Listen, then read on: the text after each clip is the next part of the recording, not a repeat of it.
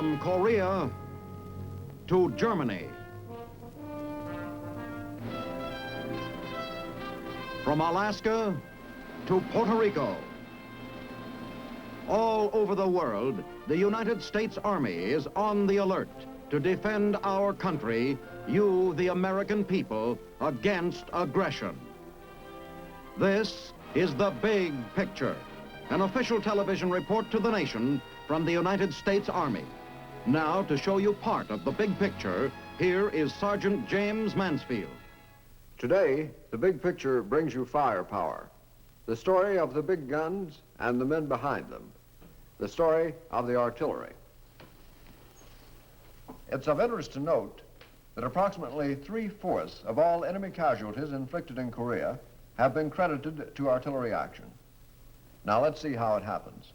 Let's go up front with the guns in Korea, learn what a fire mission is and how it's accomplished in battle.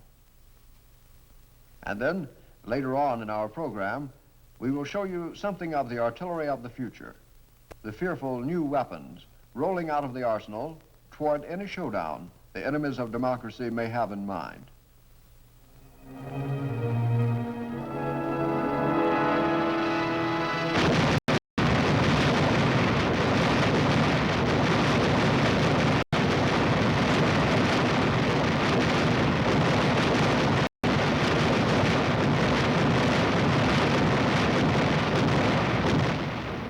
Firepower, the job of the artillery.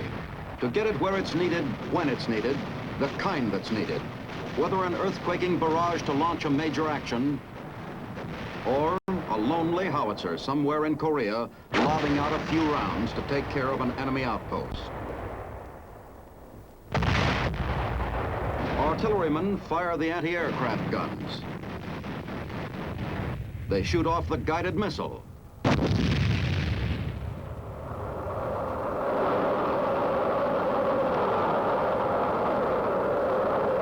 They've mastered the rocket launcher.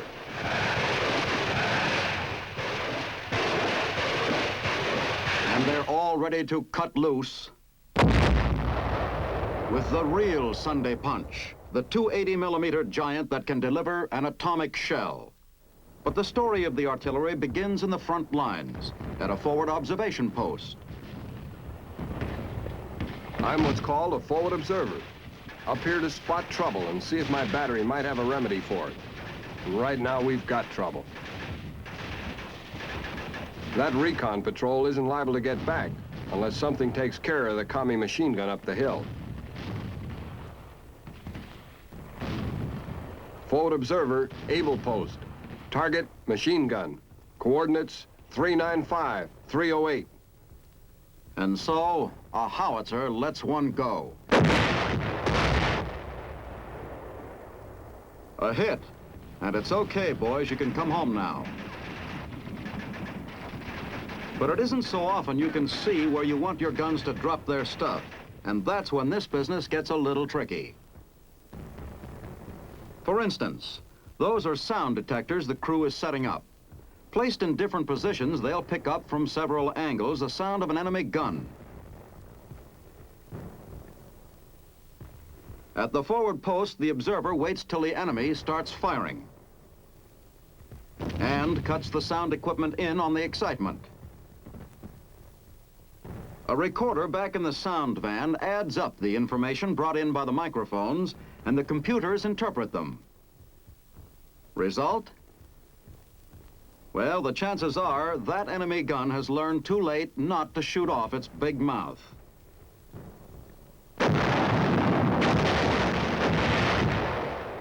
Another method of locating an enemy gun is by flash detection. The flash of the weapon as it fires is picked up by the scope, and back at the command post, the dope is translated into language that a gun can understand. So one of our howitzers talks right back.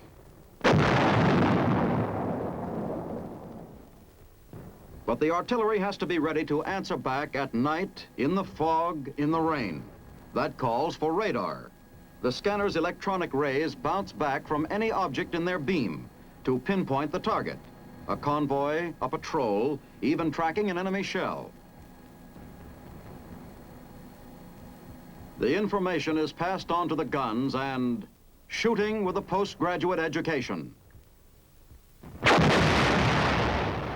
Farewell, comrades. But support of the infantryman is the main concern of the artillery, to improve his chances by blasting a path through enemy defenses. Assignment for today, the enemy fortification on the hill. Schedule: every available piece in the area to open up at 0745 hours. Maintain fire till 0759, when the infantry moves out. Direct fire weapons zeroed in squarely on the enemy position. The howitzers to drop their explosives on the other side of the hill to prevent reinforcement or retreat. 0745 hours.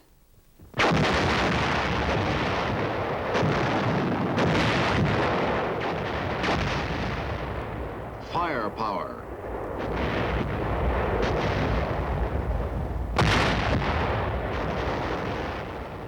Oh, 0759 hours. And with the let-up of the barrage, the infantry moves out.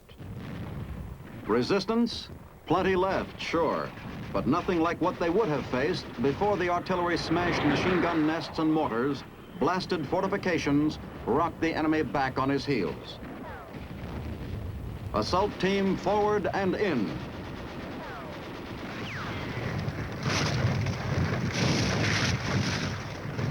While the infantry presses ahead to the objective, artillery observers from the air call for special fire on resistance points where there's no danger of hitting our own troops.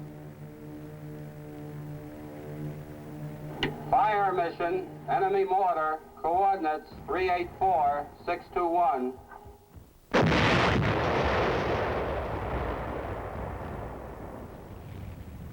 The infantry mops up. And another nameless but vital Korean hill is within the United Nations lines. The rubble of war, empty shell casings by the thousands help to total the cost in taxpayers' money.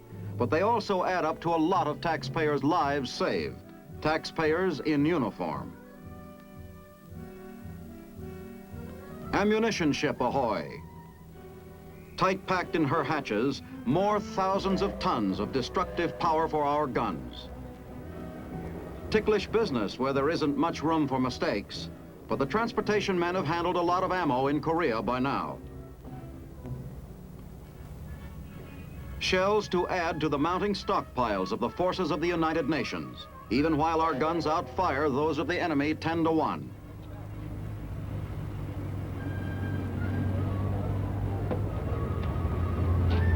A few figures for a rough idea.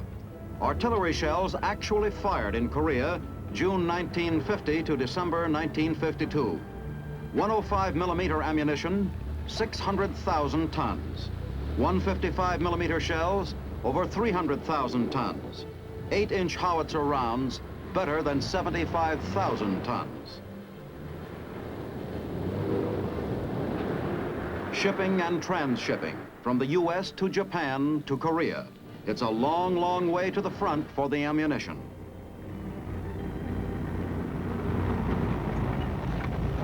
It can be a matter of months or years before a shell is slammed home into the breech of a gun.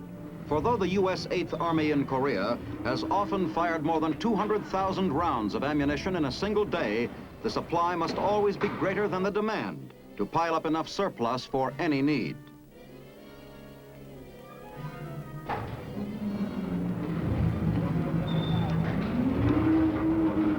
The train trip from an ammunition port can run to any one of many dumps situated behind the lines to provide a ready supply for unpredictable offensive or defensive actions.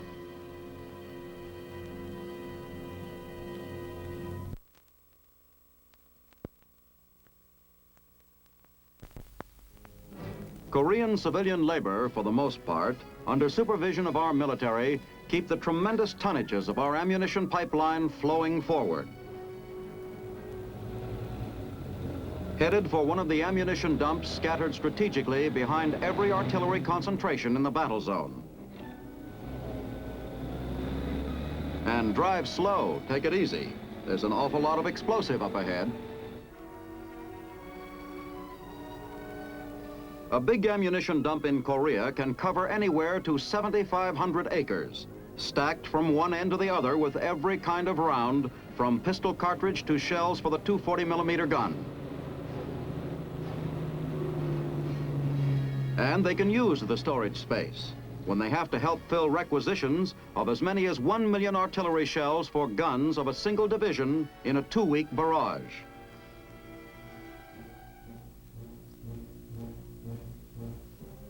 Near the front in the rugged terrain of Korea, the remarkable carrying powers of native laborers is often a considerable help.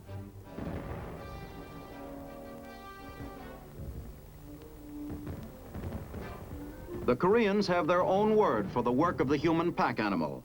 Chogi, they call it. Many of them carry more than their own weight, almost straight up.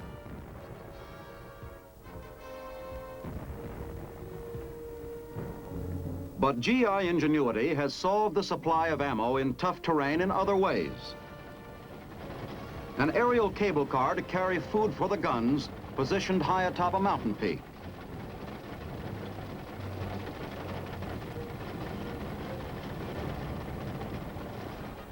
Preparation of the artillery now to blast a path for a major movement, a full-scale advance, each crew working over its piece to perform like a 17-jeweled watch.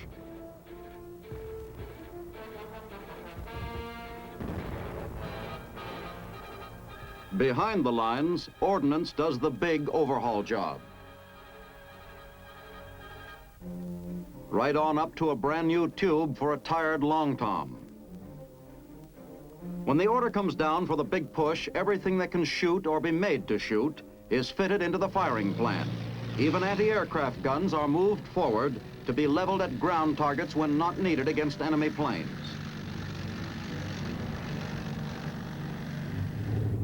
It's just the opposite with the tanks. Their guns can throw a lot of damage, but aren't designed to fire in the high arc needed for shelling the enemy lines. So an earthen ramp is improvised to point the tank gun up with sufficient elevation to join in the barrage. And load ammunition, fuses set for all the varied needs of battle. Proximity and instantaneous, most useful for anti-personnel. Delayed action fuses for piercing armor and fortifications. Ranges set. Observers ready. And 0 hour for the big shoot.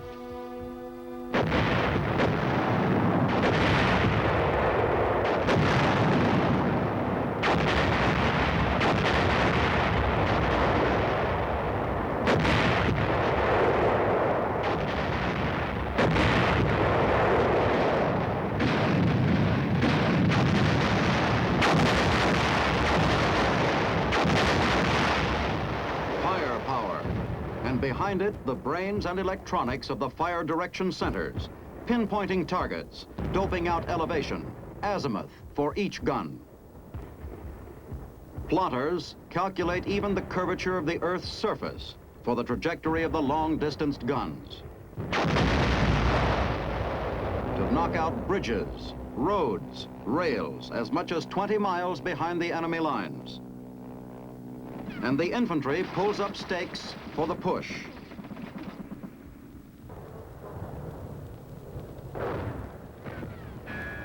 Now, even greater need for ranging precision to maintain a spearhead of explosives, maybe only 100 yards in front of our own men.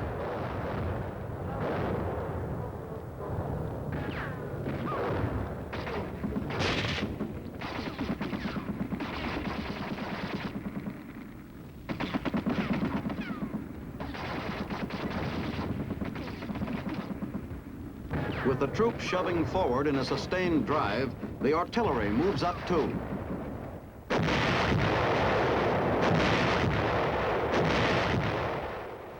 Other weapons leapfrogging ahead.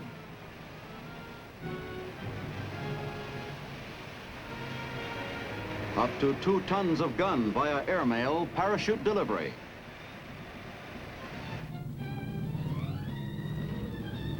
Firepower in a hurry. Ammunition too getting there the quick way. and the artillery is ready again to let go, backing up the infantry in close support.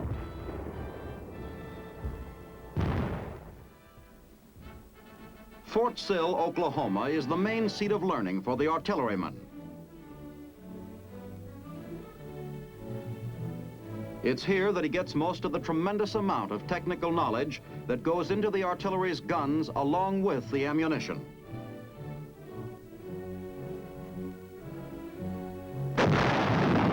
There was a time when the artilleryman was taught to shoot straight, and that was about it. Today, he learns to fire practically around corners, with courses ranging as high as 47 weeks of intensive training.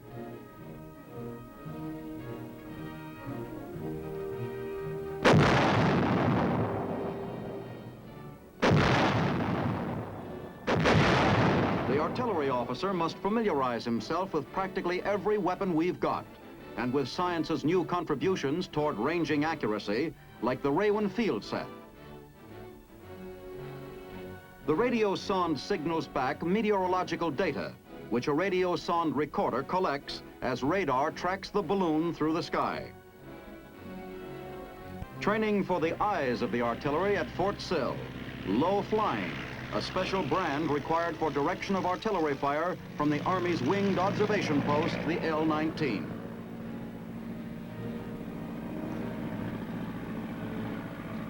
And there aren't apt to be fine modern airports or even landing strips where the guns are, so pilots for the artillery have to learn to make do with anything they can find. Some interesting developments in fast transportation of artillery pieces going on also at Fort Sill's Army Aviation School. A non-stop snatch of a 75-millimeter pack howitzer. The possibilities of pickup and delivery of artillery by helicopter is now in active development.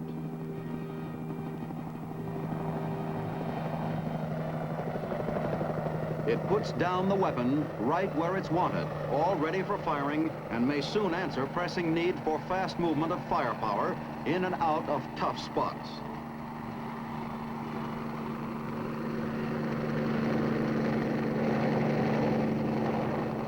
The Branch Artillery School at Fort Bliss, Texas, trains the anti-aircraft gunners.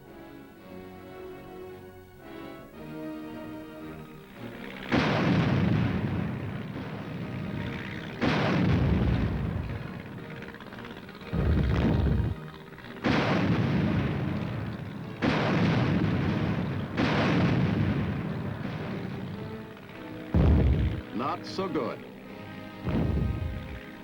So it's back to the classroom for the crew to find out where they were off in their orientation and synchronization of the battery.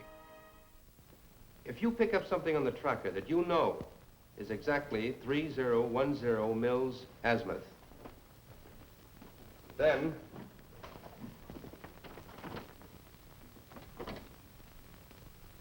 your dials should read that exact figure. Young men learning to become electronics experts as well as good artillerymen. Now, if they don't, all you do is mechanically adjust the dials to read 3010. The same thing holds true for radar and the guns. Back to the guns to put the teaching into effect.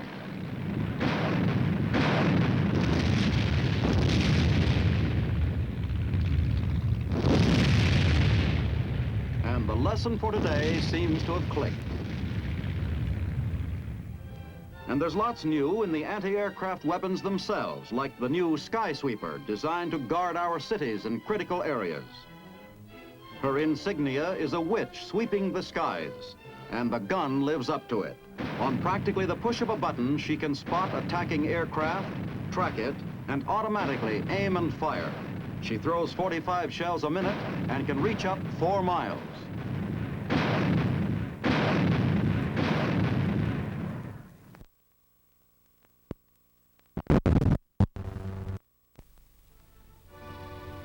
Firepower. And here's the biggest of them all, the new 280 millimeter gun. Millions saw it for the first time in the presidential inaugural parade.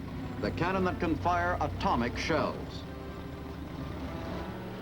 The most powerful gun in the history of warfare, but in comparison with giant weapons of the past, she handles like a baby buggy. 84 feet long, but capable of right-angle turns, whipping around corners with the agility of a hook and ladder.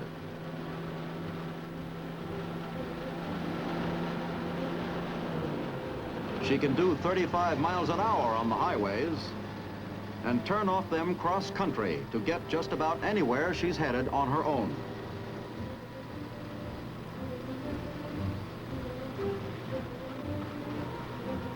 Complete mobility for the 85-ton rig, of enormous tactical value when the great gun is called into action.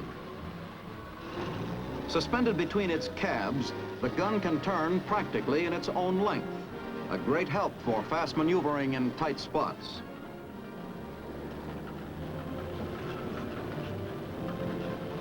The fore and aft cabs of the gun operate independently, but keep in communication by telephone. Goliath guns of history, like World War I's Big Bertha, required railroad cars and hundreds of troops to set them up. So superbly balanced and designed is the 280 that a 6-man crew, just 6 men,